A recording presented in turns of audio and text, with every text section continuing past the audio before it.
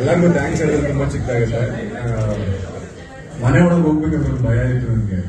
So ಆಚೆ ಕಡೆ ನನ್ನ ನೋಡಿದ್ದವರಲ್ಲ, ನನ್ನ ನೋಡಿ ಇಷ್ಟು ಜನ ಇದ್ದಾರೆ. ಅಂದ್ರೆ ಪ್ರತಿದಿನ ಜಿಮ್ಗೆ ಹೋಗ್ತಾ ಇದ್ದೆ ನನ್ನ ದಯಾ ಸರ್, ಡೈಲಿ ಕನ್ನಡ ಜೊತೆಗೆ ಕಾರ್ತಿಕ್ ಜೊತೆಗೆ ಅವರು ಸೊ ಇಲ್ಲೆಲ್ಲ ಏನ್ ಸುತ್ತಾ ಇದ್ದಾರೆ, ಇವರು ನನ್ನ ಚಟಿಗಳಿಗಳ ತರ ಇದ್ದಾರೆ.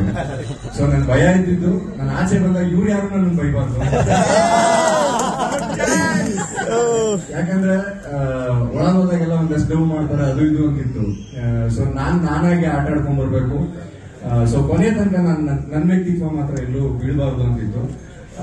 ಇನ್ನೊಂದು ಲೈನ್ ಇತ್ತು ನನಗೆ, ನಮ್ಮಮ್ಮ ಊಟ ಹಾಕ್ಬೇಕಾದ್ರೆ ಹೇಳ್ಬೇಕಾಗಿತ್ತು, ಮಗನೇ ನೀನ್ ಊಟ ನೀನು ಮನೆ ಇಲ್ಲಿದ್ದಂಗೆ ಇದ್ದೆ, ನಿನ್ ಕ್ಯಾರೆಕ್ಟರ್ ಎಲ್ಲೂ ಬೀಳ್ಸಿಲ್ಲ ಅಂತ. ನಂಗೆ ನೀವೆಲ್ಲ ಪ್ರೀತಿ ನೋಡ್ತಾ ಇದ್ರೆ ಅದನ್ನ ನಾನು ಪ್ರೂವ್ ಮಾಡಿದೀನಿ ಅನ್ಸುತ್ತೆ.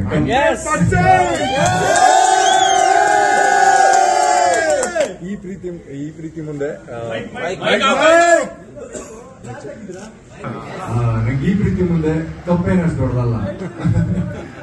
ಸೊ ನನಗೆ ಇನ್ಫ್ಯಾಕ್ಟ್ ಅಭಿಪ್ರಾಯ ಹೇಳ್ಬೇಕು ಅಂತಂದ್ರೆ, ನಾನು ಯಾವುದಕ್ಕೂ ತಲೆ ಕೆಡ್ಸ್ಕೊಳ್ಳೋಣ. ಈ ಕಪ್ ಬಗ್ಗೆ ಆಗ್ಲಿ ದುಡ್ಡು ಬಗ್ಗೆ ಆಗ್ಲಿ ನನ್ನ ಎಕ್ಸ್ಪೆಕ್ಟೇಷನ್ ಇಟ್ಕೊಂಡಿರಲ್ಲ. ಯಾಕಂದ್ರೆ ಅಂತಂತ ಗೋಲ್ಡನ್ ಫ್ರೆಂಡ್ಸ್ ನನ್ನ ಹತ್ರ ಇಲ್ಲ. ನನಗೆ ಬೇಕು ಅಂದಾಗ ನನ್ನ ಜೋಬಲ್ಲಿ ಕೈ ಹಾಕಿದ್ದಕ್ಕಿಂತ ಅವ್ರ ಜೋಬಲ್ಲಿ ಕೈ ಹಾಕಿದ್ದೆ ಜಾಸ್ತಿ ನಾನು. ಸೊ ನನಗೆ ನಾನು ಸೋತ್ ಬಂದ್ರು ನಂಗೆ ಇಷ್ಟು ಜನ ಇದ್ದಾರೆ ಅಂತ ಗೊತ್ತಿತ್ತು, ಬಟ್ ಈ ಮಟ್ಟಕ್ಕೆ ರೆಡಿ ಆಗಿದ್ದಾರೆ ಅಂತ ಗೊತ್ತಿಲ್ಲ.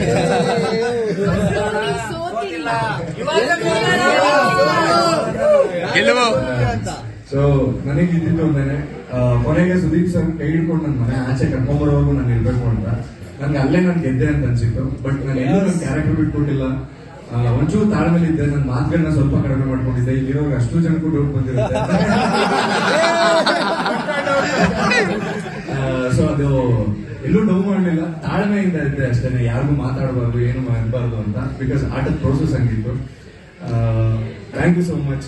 ಈ ಲವ್ ಅಂಡ್ ಅಫೆಕ್ಷನ್ ನ ಕೊನೆ ತನಕ ನಾನು ಹಿಂಗೆ ಉಳಿಸ್ಕೊಂತೀನಿ. ಈ ನೆಕ್ಸ್ಟ್ ಬರೋ ಪ್ರಾಜೆಕ್ಟ್ ಗಳೆಲ್ಲ ನೀವು ಇನ್ನೂ ತಲೆ ಎತ್ಕೊಂಡು ಹೇಳ್ಬೋದು, ಇವ್ ನನ್ನ ಫ್ರೆಂಡ್ ತ್ರಿವಿಕ್ರಮ್ ಅಂತ.